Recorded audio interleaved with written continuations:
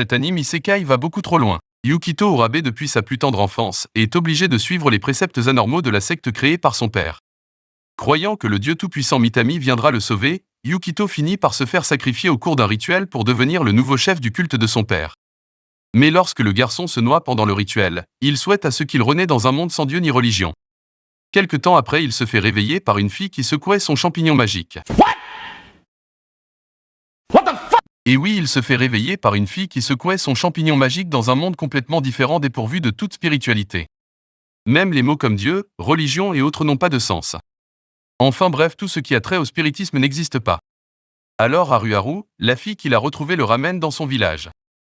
Cependant, son image idyllique de la société de ce monde sera de courte durée lorsqu'il sera témoin d'un suicide collectif et apprend par la même occasion le système d'échéance. Un système où les dirigeants désignent ceux qui devront mettre un terme à leur vie. Et si vous avez peur de mourir, vous êtes considéré comme un déviant et renvoyé dans un camp loin de la ville. Mais un jour, lorsqu'il apprend qu'Haruharu et sa sœur sont amenés de force pour être exécutés, Yukito se précipite à leur secours. Mais malheureusement, il ne parvint à rien faire. Les deux sœurs se font tuer suivies de Yukito lui-même. Dans un moment de désespoir pareil, Yukito se souvient des enseignements de son père et prononce une prière pour que Mitami les sauve. Répondant apparemment à son appel, une petite fille descend du ciel et anéantit tous ceux qui s'en prennent à Yukito et ses amis et ressuscite par la même occasion Yukito ainsi que les deux sœurs. Et à la surprise de Yukito, la jeune fille se présente comme étant le dieu Mitami. Conscient de la situation, Yukito décide de combattre le système. Et pour ce faire, il va devoir avoir recours à la puissance dévastatrice de Mitami. Toutefois, il y a un gros problème.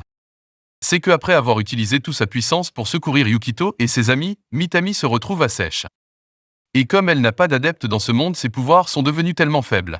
Alors, pour avoir une chance de résister au système d'échéance, Yukito n'a d'autre choix que de créer une nouvelle secte pour la déesse Mitami et recruter ainsi des membres. Et au moment où Yukito semble avoir des difficultés pour recruter des adeptes de Mitami, des êtres surpuissants qui utilisent une sorte de magie qui leur fut seulement accordée par l'empereur en personne semblent être prêts à attaquer le village.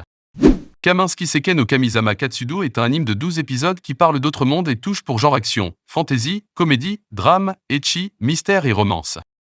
Alors si vous êtes fan d'action et de comédie, je crois que cet anime est fait pour vous. Il nous vient tout droit du studio Palette et est disponible sur Crunchyroll. Salut et on se revoit pour une nouvelle vidéo.